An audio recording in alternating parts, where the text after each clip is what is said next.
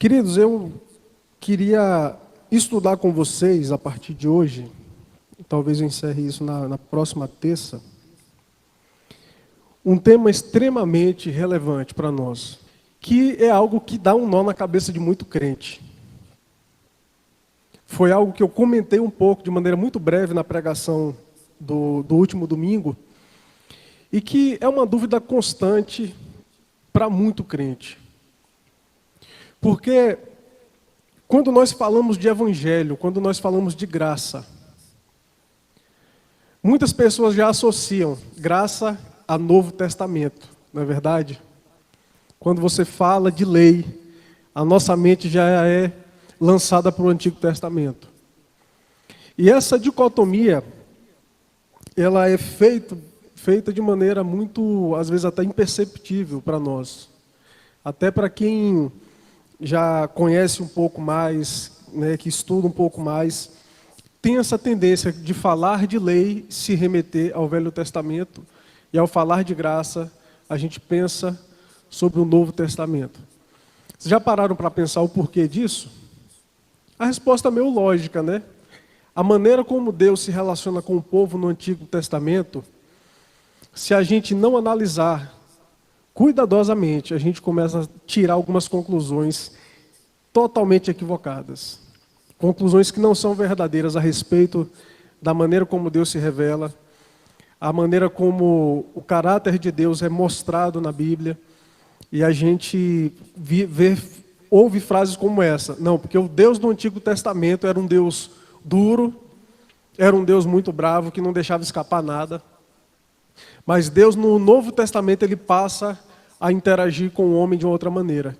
Deus se torna mais bonzinho, né, João? No Novo Testamento. Será? Será que é isso mesmo? E eu queria te convidar a se concentrar nesse momento, para que a gente pudesse entender um pouco mais sobre isso. De que maneira lei e graça estão relacionados? O que é lei, o que é graça, como isso acontece, de que maneira isso tem aplicabilidade na nossa vida. Então, primeiramente, eu queria te fazer algumas perguntas. Esse pensamento está correto? De que a lei diz respeito ao Antigo Testamento e a graça diz respeito ao Novo? Não. Eu já comecei dando a resposta para vocês, né? Aí fica fácil.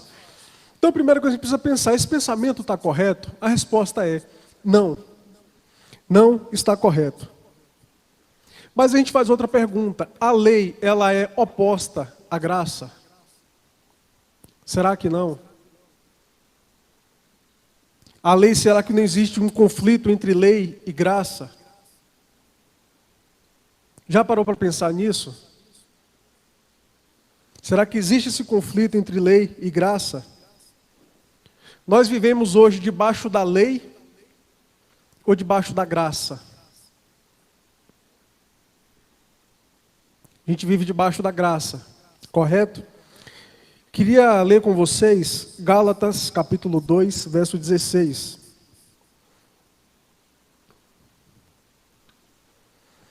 Gálatas capítulo 2, a partir do verso 16.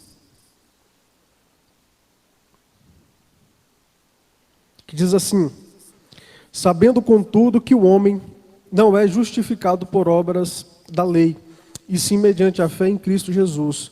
Também temos crido em Cristo Jesus, para que fôssemos justificados pela fé em Cristo e não por obras da lei, pois por obras da lei ninguém será justificado.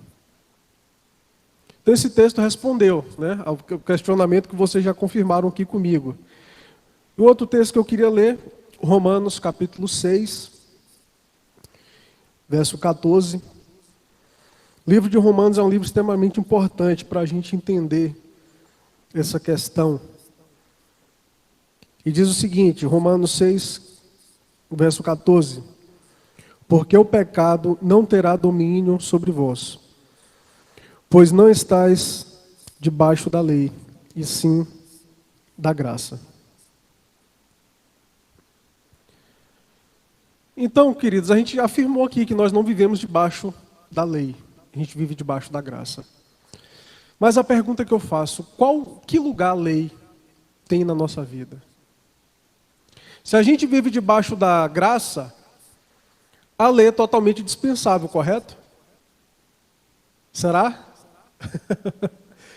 Pelo fato de nós vivermos debaixo da graça hoje, desprezível para nós, a lei não tem função nenhuma mais para o povo de Deus, porque é importante a gente entender essa tensão, é preciso a gente resolver esse problema, porque nós corremos um risco muito grande de não entender a relação entre lei e graça, a cair em alguns erros muito comuns nos nossos dias.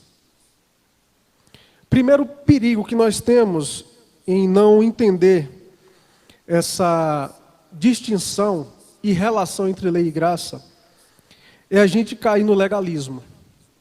Não é verdade? É a gente cair no legalismo. Existem pessoas que defendem a lei de tal maneira que acabam nos tornando verdadeiros judeus. Foi o peso que eu falei domingo aqui, aquele peso da gente carregar a lei como tábua de salvação. Esse é um problema. A partir do momento que uma pessoa começa a cumprir a lei de Deus, com o objetivo de ser salva, essa pessoa está em grande perigo. Não só em perigo existencial, como outros perigos. É um problema muito sério. Você entender que você precisa se esforçar em cumprir os mandamentos de Deus para que você seja salvo no final. Esse pensamento, gente, já é encerrado no texto que a gente acabou de ler em Romanos. Vou ler novamente. Porque o pecado não terá domínio sobre vós, pois não está debaixo da lei, e sim da graça. E o de Gálatas, reforçando esse mesmo pensamento, sabendo, contudo, que o homem não é justificado por obras da lei. O texto está falando aqui. Você não é justificado por obras da lei. Você não se torna aprovado por Deus por cumprir a lei. E o texto continua dizendo, e sim, mediante a fé em Cristo. Vocês lembram? Fala que Abraão creu no Senhor, e isso foi imputado como justiça para ele. Também temos crido em Cristo Jesus, para que fôssemos justificados pela fé em Cristo, e não por obras da lei. E aqui ele fecha a tampa do caixão. Pois por obras da lei ninguém será justificado. Como que a gente pode cair no legalismo, acreditando que a gente consegue se esforçar e ser salvo pela lei, se a Bíblia é taxativa a respeito disso? Que ninguém será salvo pelo cumprimento da lei. Então esse é o risco que a gente corre. Se a gente não entender qual é o lugar da lei nos nossos dias, a gente cai no legalismo, de começar a buscar a salvação por meio do cumprimento da lei. Só que existe também o outro lado. O perigo da licenciosidade, da libertinagem. Eu já vi pastores com discursos que eles tiraram do inferno esse discurso. Que a lei morreu, que você hoje não tem compromisso nenhum com a lei. Que a nossa vida cristã agora, ela é regida pelo amor. Isso é extremamente perigoso. É você olhar para a lei e falar assim, Cristo venceu tudo isso, então não preciso ficar morrendo de preocupação com a minha vida de santidade. Eu não preciso ficar morrendo de preocupação por ter uma vida pecaminosa. Porque eu já não vivo debaixo do jugo da lei. Eu não tenho compromisso nenhum de viver debaixo da lei. E aí é aquele discurso, né? O que Jesus falou, que a gente deve amar a Deus acima de todas as coisas e ao próximo como a ti mesmo. Então o importante é você ter amor pelas pessoas. E aí eu volto num texto que eu gosto demais. Jesus falou que aquele que tem os meus mandamentos e o guarda, esse é o que me ama. Então como a gente ama a Deus? Guardando os seus mandamentos. É triste quando a gente conversa com algumas pessoas que usam esse discurso da graça, é aquela graça barata, aquela graça que não tem implicação nenhuma na minha vida, que não exige do homem mudança nenhuma. E como eu falei, eu estava conversando com o Juninho e com o João antes do culto, antes da reunião começar, E João falou algo interessante, falou, sabe quando é que você vai entender a graça?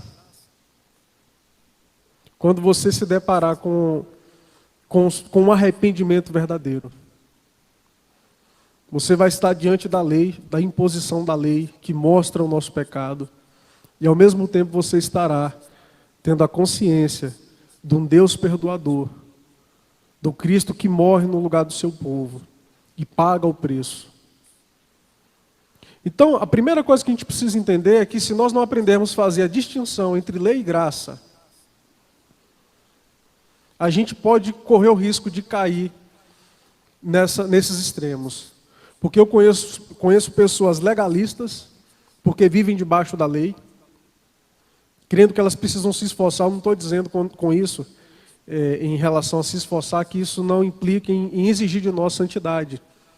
Mas pessoas que creem de forma categórica que elas precisam se esforçar para serem salvas. Isso é legalismo.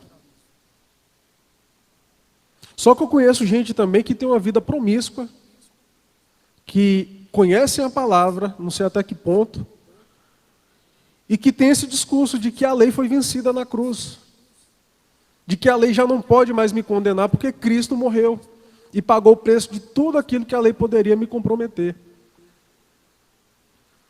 Então, a importância de se entender a relação entre lei e graça é justamente por isso. Nós precisamos entender a maneira como essas coisas funcionam em nossas vidas. Mas também tem uma importância para que a gente entenda a relação entre lei e graça. É importante para entendermos a maneira como Deus se relaciona com o homem. A gente precisa entender de que forma Deus se relaciona comigo. E como é que eu entendo a maneira como Deus se relaciona comigo? Entendendo o que é lei, o que é graça e a maneira como essas coisas se aplicam nas nossas vidas. Então, eu queria convidar vocês a abrir em alguns textos para a gente poder discorrer um pouco sobre isso. Porque algo importante para que a gente entenda o que é lei e graça é a gente entender algo extremamente necessário que a teologia reformada nos ensina. Na Confissão de Fé de Westminster fala sobre isso. Você já ouviu falar sobre pacto das obras e pacto da graça? Creio que sim, né? O pacto das obras e o pacto da graça. O que quer dizer pacto das obras e pacto da graça?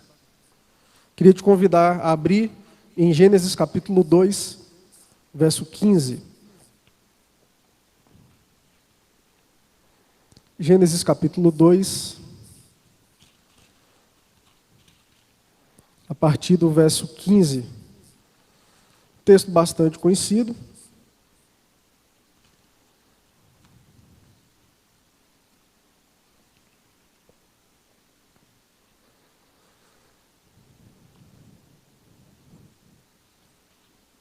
Diz assim: tomou, pois, o Senhor Deus ao homem e colocou no jardim do Éden para o cultivar e o guardar. E o Senhor Deus lhe deu esta ordem: de toda a árvore do jardim comerás livremente, mas da árvore do conhecimento do bem e do mal não comerás, porque no dia em que dela comeres, certamente morrerás. Aqui, queridos, Deus está estabelecendo um pacto com o homem. Deus colocou o homem no jardim e falou: criei tudo isso para a minha glória e vocês serão os administradores disso. Então vocês vão crescer, multiplicar, vocês vão cuidar da minha criação, vocês vão guardar o dia do Senhor. E o mandamento principal que aparece aqui é o mandamento de não comer da árvore do bem e do mal. Deus, ele deu uma lei, ele deu uma regra ali a ser estabelecida. E ele falou o seguinte: vocês não podem comer desse fruto. Vocês têm milhares de espécies de frutos aí para vocês comerem.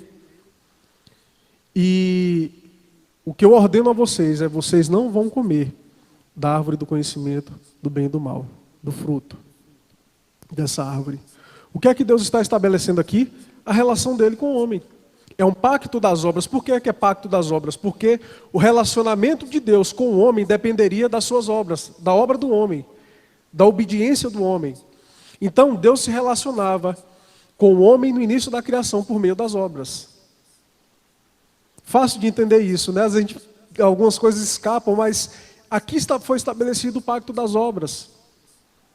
Algumas pessoas acham que o pacto das obras foi estabelecido lá no Monte Sinai, quando Deus dá os 10 mandamentos. Mas aqui Deus já está estabelecendo um pacto com o homem. Deus está estabelecendo a maneira como ele iria se relacionar com o homem, a partir da criação. E ele fala: vocês não irão comer do fruto dessa árvore, porque no dia que vocês comerem, vocês morrerão. E aqui Deus está se referindo à morte em 3 sentidos. Deus fala aqui de morte física, Deus fala de morte espiritual e Deus fala aqui de morte eterna. Precisa a gente entender isso. A morte física, ela vem juntamente com todas as implicações de um mundo desordenado por conta do pecado. A gente vê que quando o homem peca contra Deus, o homem quebra qual pacto? O pacto das obras. O homem quebrou o pacto das obras. Então, as únicas pessoas que poderiam viver debaixo do pacto das obras e conseguirem permanecer, Adão e Eva, feitos em santidade, e Deus deu aquele mandamento, deu aquela lei, e eles falharam, eles quebraram o pacto das obras. O que é que aconteceu, gente, com o pacto das obras? O que é que aconteceu, aliás, com os homens depois que o pacto das obras foi quebrado? Deus estabelece um novo pacto. Vê comigo aí no capítulo 3.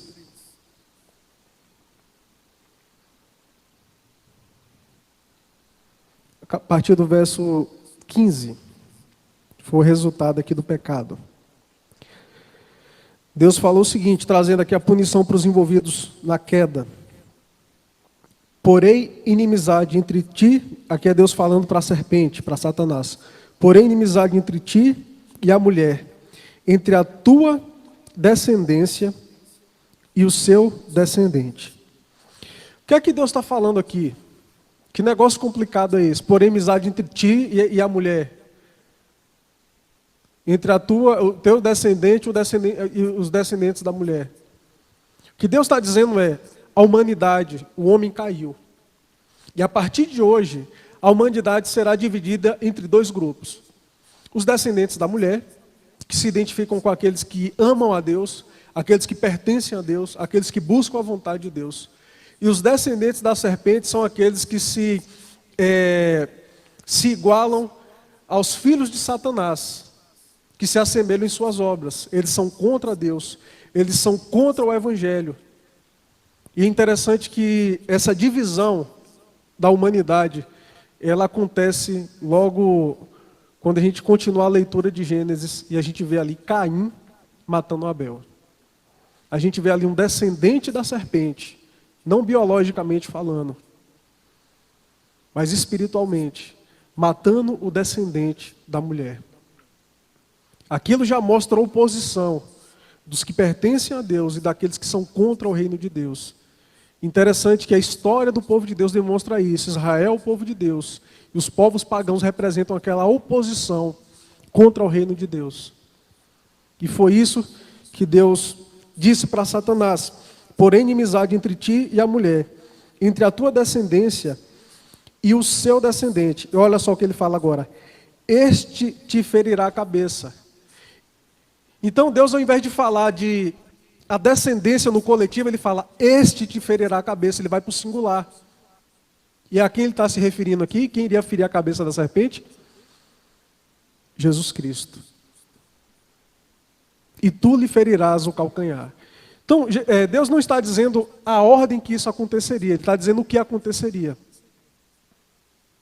Então, o Messias virá, ele ferirá a tua cabeça, ele dará em você um golpe mortal.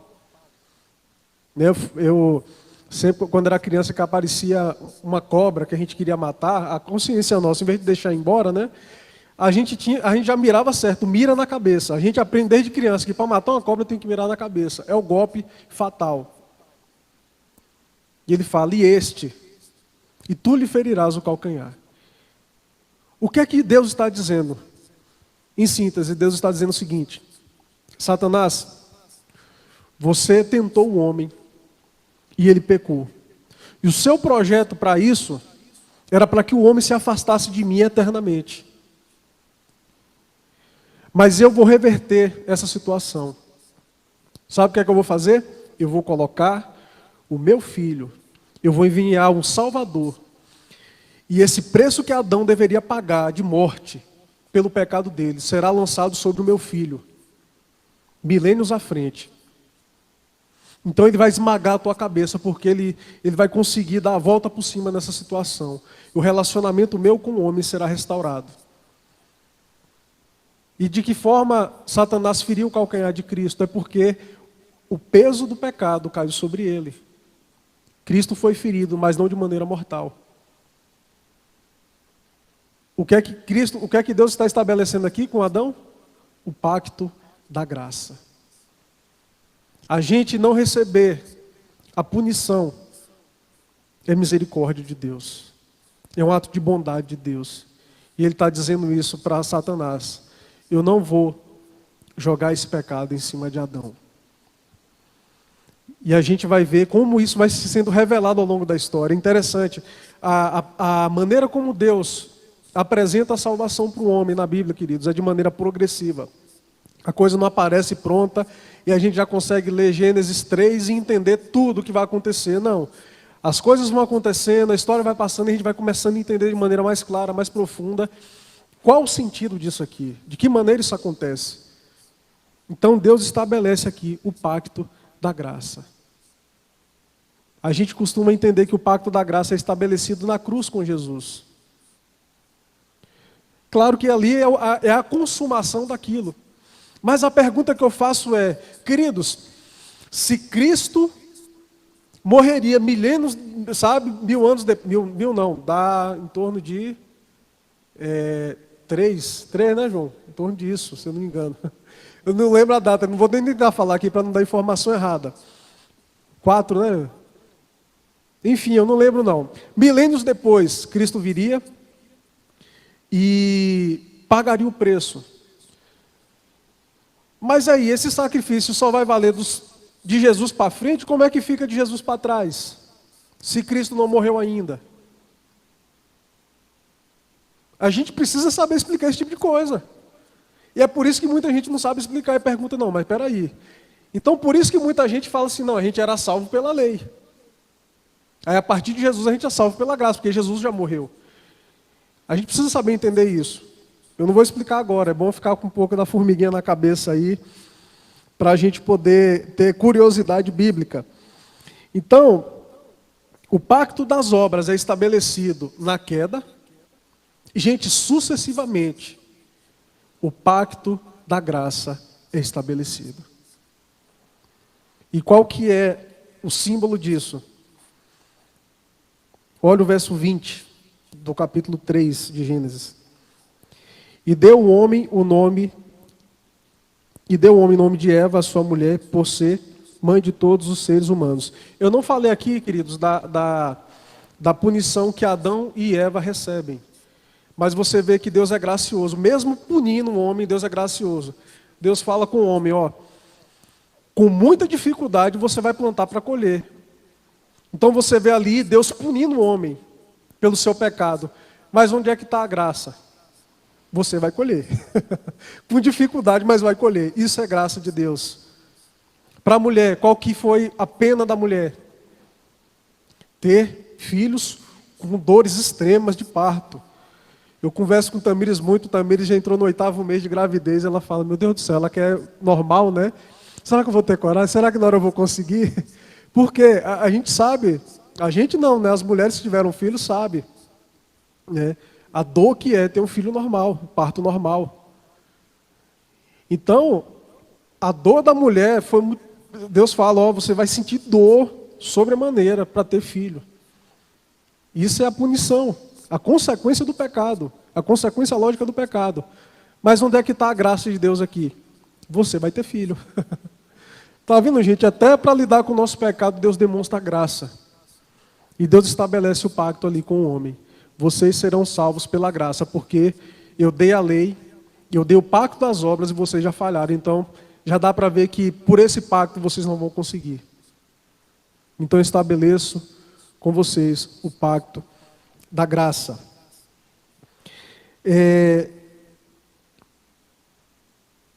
Isso, essa parte já concluí aqui. Então, ficou claro aqui o que é pacto das obras e pacto da graça, correto? Agora a gente vai ver algo aqui bem interessante.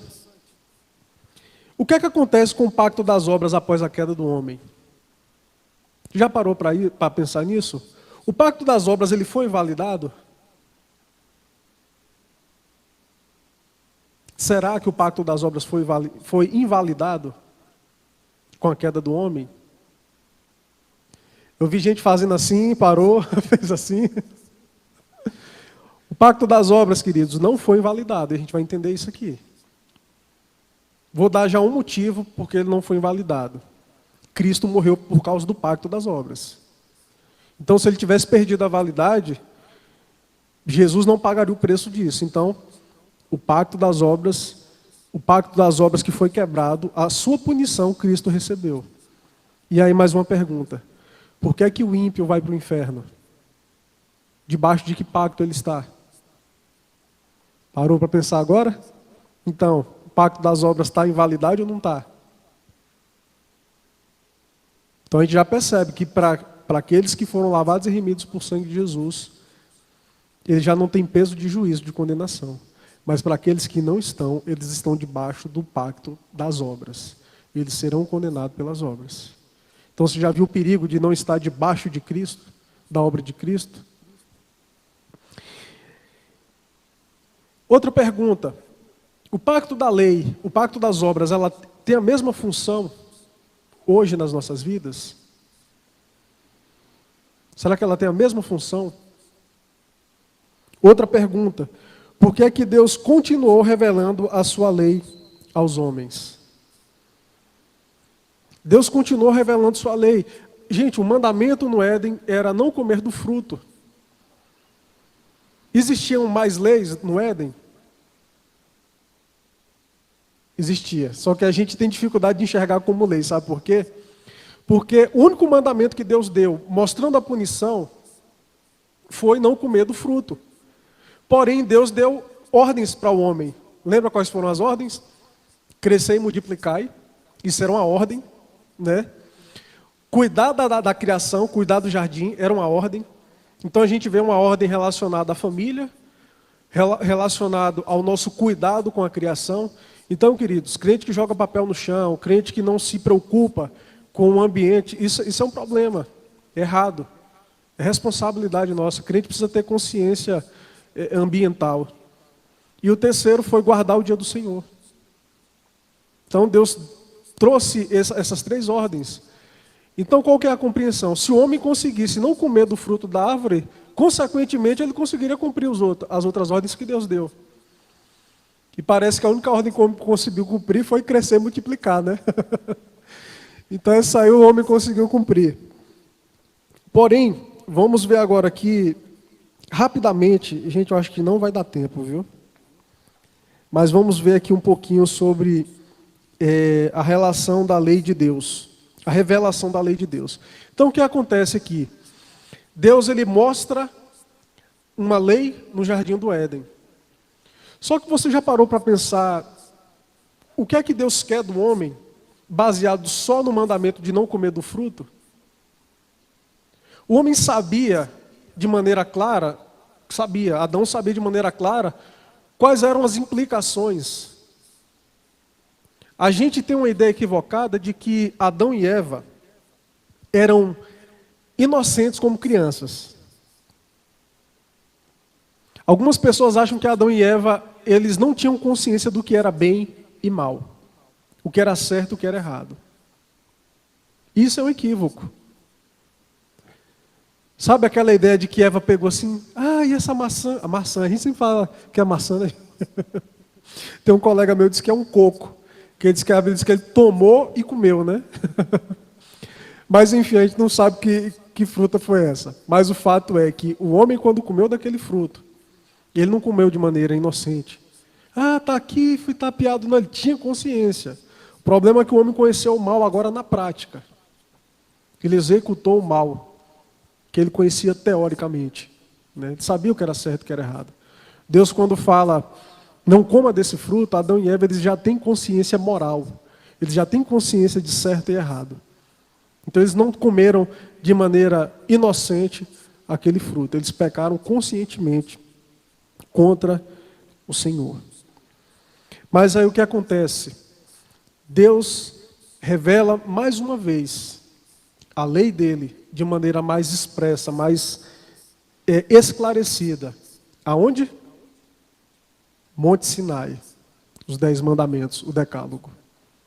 Então, no decálogo, nos 10 mandamentos que a gente encontra ali em Êxodo, Deus ele pega e mostra a sua lei para o seu povo. Ele mostra a sua lei para o povo hebreu.